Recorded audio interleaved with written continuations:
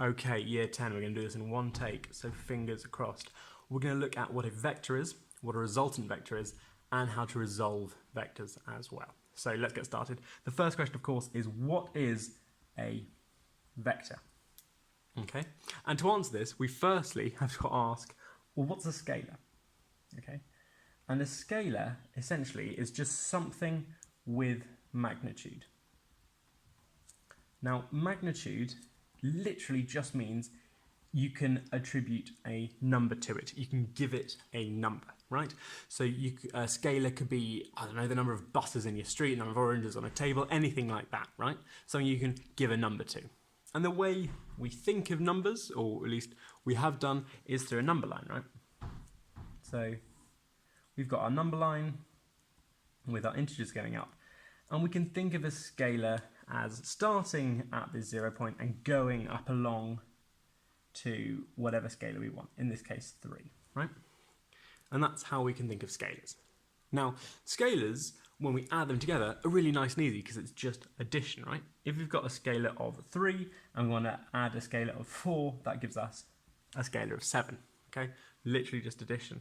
The way we can represent that, again, is on number lines. So let's draw a few number lines. We've got 1, 2, 3, all the way up to 7, okay? And the way we can think of this is as two scalars. The first scalar goes from 0 to 3,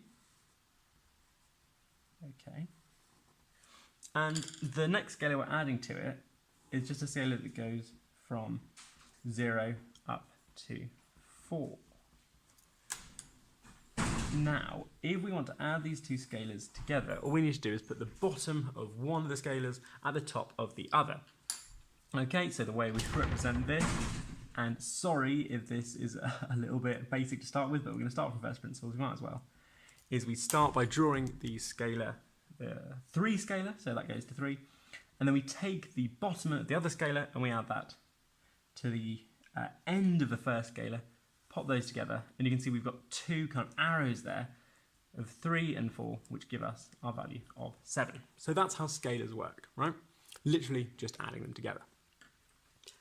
Fun and games start when we look at vectors. Now, vectors have magnitude, but they also have direction. Now, vectors can come with loads of different directions in loads of different dimensions, right? So you can have a vector that works in 3 dimensions, 4 dimensions, kind of up to n dimensions, but we're just going to look at 2, okay? So instead of a simple number line, which essentially is 1 dimension, scalars are 1-dimensional, right? Vectors, we're going to look at the ones that are in 2 dimensions, right? So a vector can go anywhere across this plane. So we can have a vector going up here, we can have one across here, we can have one going down here, right? And the point is they have a magnitude. These arrows are a certain length, okay? And that's the magnitude, and their direction is kind of the angle they orientate themselves at, whether that angle is going along the x-axis or up along the y-axis or somewhere in between. Now the way we add these vectors, okay, is exactly the same as how we add scalars, but we need to add another dimension to it. Let's look at an example. Okay, so let's say we've got a vector here. Now this vector is, let's try and make it nice numbers. This is going to have a magnitude of 3, and its direction is upwards. Okay, we have another vector along here. Its direction, because we know a vector needs a direction, is to the right, and its magnitude is 4.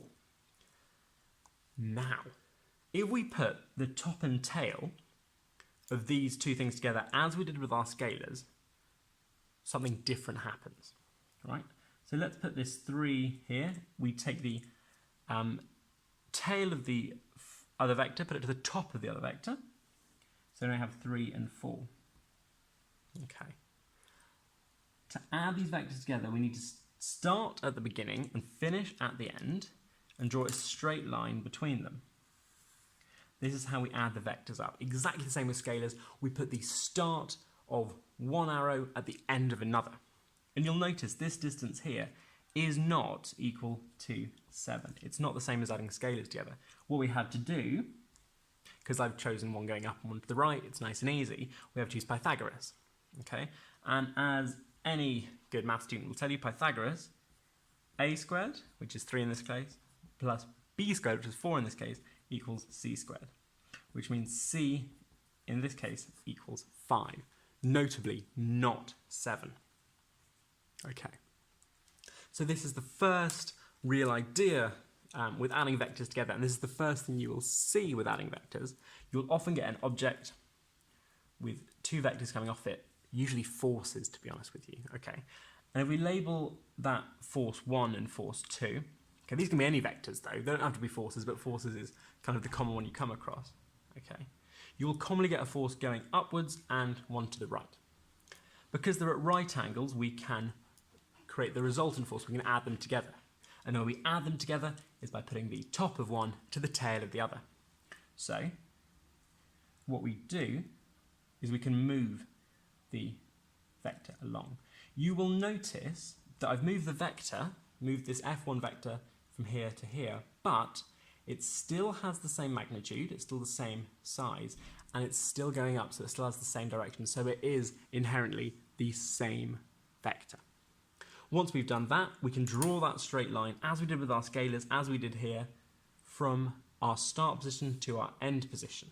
Okay, and we will call this our resultant force.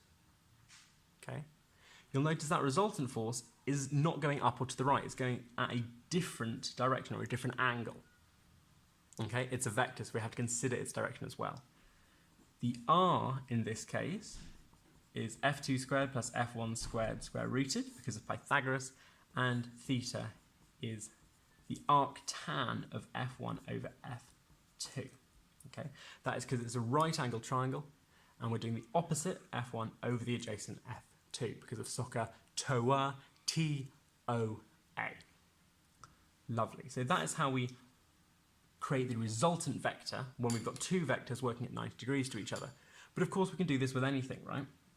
And we've got an object with loads of forces, loads of vectors coming all the way off it, infinite vectors even. We can still do the same process. We start by taking each vector in turn. So we take this first vector, right? That one's done. Now we have to put the top to the tail of the next vector. And that goes up there. And that one's done. We take this vector now. And it doesn't matter what order we take them in. Okay?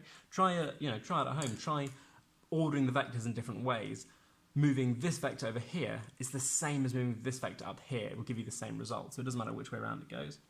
So we've taken charge of that vector now, that one's done, that one down here, and again we're just top and tailing them all the time. We're triple T'ing them all, top to tail, and you'll see we've got a resultant force which goes from the start to the end, which means we can express all these vectors, by adding them all up, we can express these vectors as just one vector.